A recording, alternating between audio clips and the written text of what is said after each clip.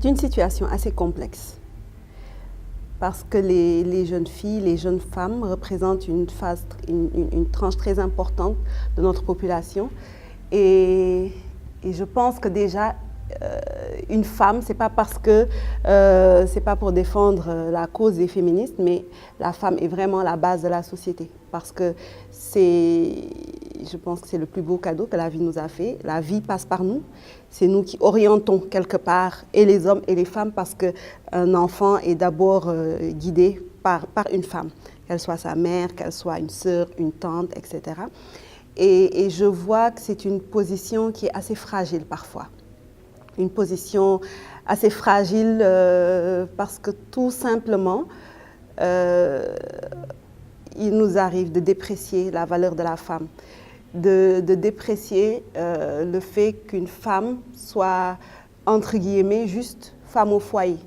Mais je dis souvent que si toutes les femmes au foyer croisaient les bras juste 2 jours, même pas une journée, que personne ne fasse le ménage, que personne ne fasse la cuisine, que personne ne prenne soin des enfants, que chacun reste là, on verrait tout de suite ce qui est la femme. Si on n'arrive pas déjà dans son cercle restreint à ce que chacun sache, prenne conscience que oui, une femme, et c'est important, même si elle a fait des études, le fait de rester à la maison, même d'inculquer certaines valeurs à ses enfants, c'est quelque chose de positif parce que l'objectif, c'est pas aujourd'hui d'avoir un salaire, etc., mais de construire cette société et que cette société, elle est construite avec des individus.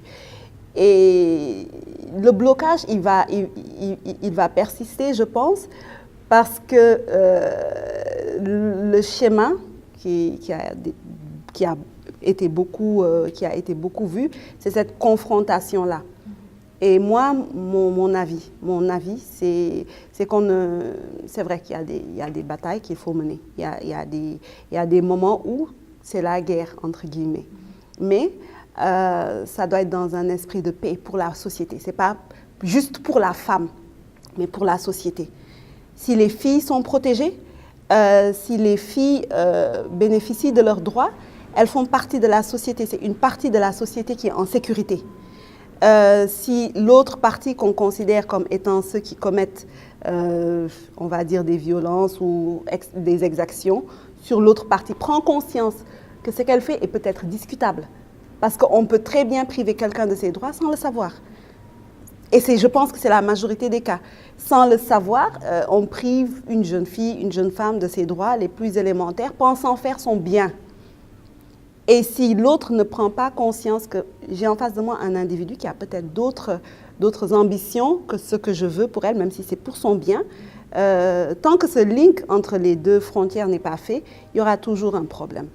Une question que j'ai vue sur un groupe de femmes où une femme se plaignait de ne pas pouvoir faire voyager ses enfants parce que justement il faut l'autorisation du père qui se sert de ça pour empêcher une maman d'aller en vacances avec ses enfants alors que ce serait avec ses propres moyens.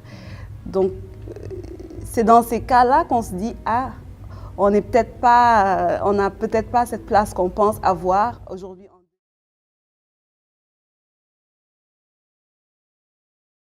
Ce que je déplore quelque part, c'est l'image qu'on véhicule des femmes.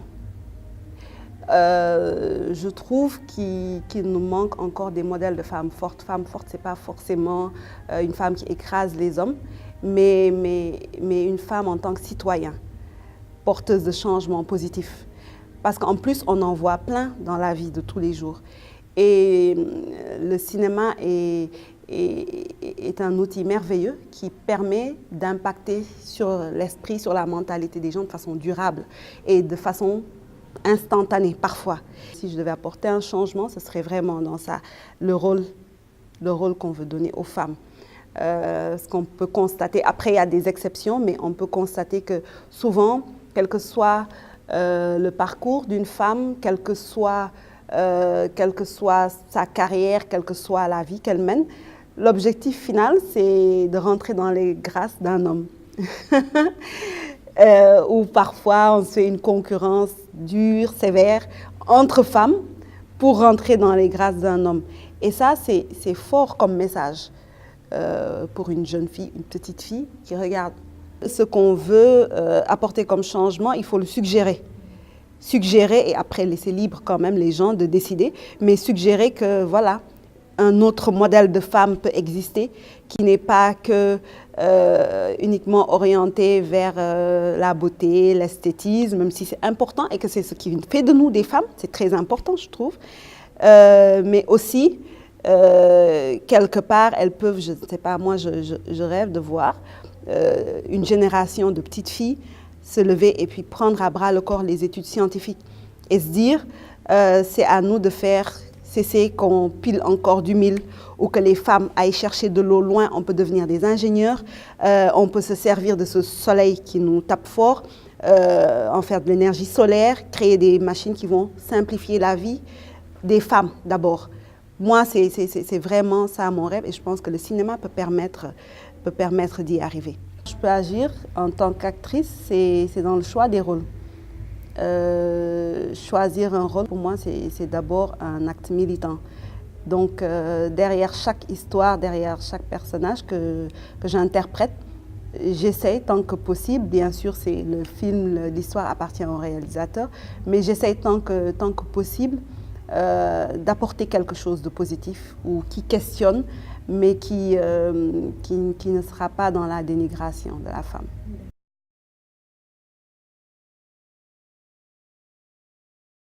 Quand on est une femme et qu'on fait des études, c'est vraiment très important, même si derrière on ne va pas être employé, etc. Mais être une mère, être une femme qui a appris à exercer sa raison, à exercer sa logique, c'est pas rien. On est vraiment porteuse de changements positifs dans cette vie de façon naturelle. Donc il faut vraiment que les jeunes femmes, les jeunes filles aient conscience de cette force qu'elles ont.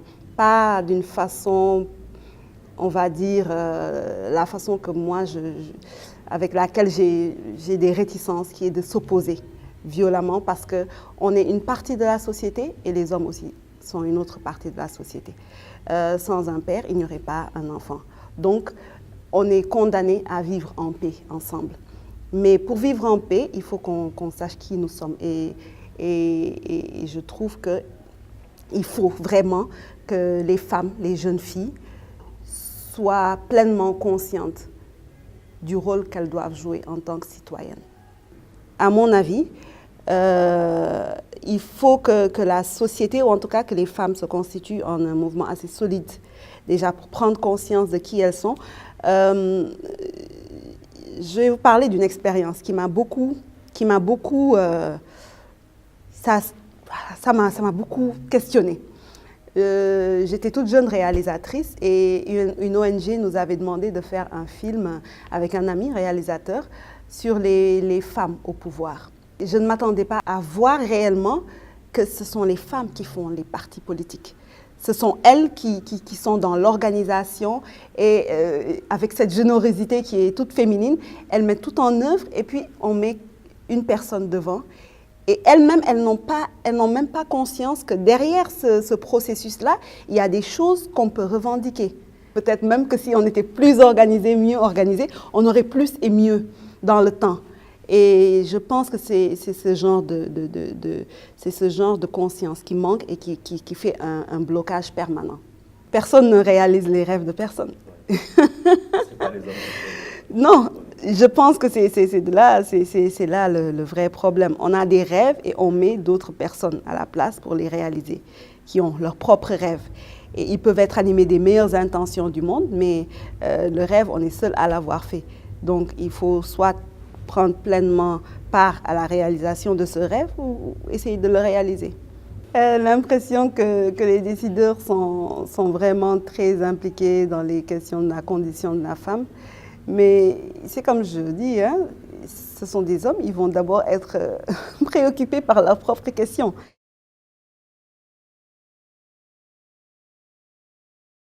Celle qui me préoccupe le plus, c'est l'éducation des jeunes filles, le fait que les jeunes filles puissent rester longtemps à l'école.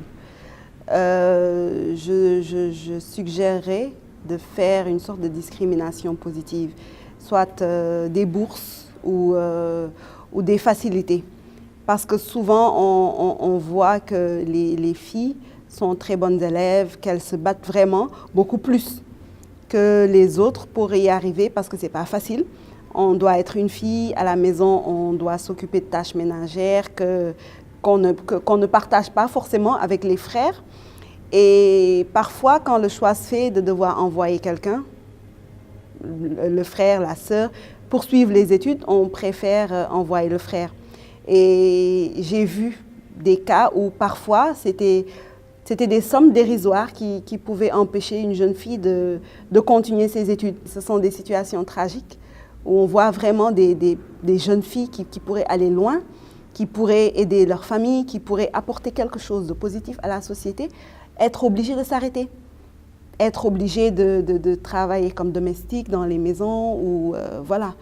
Et je pense que c'est dommage quand on laisse une partie de la société en rade. Voilà.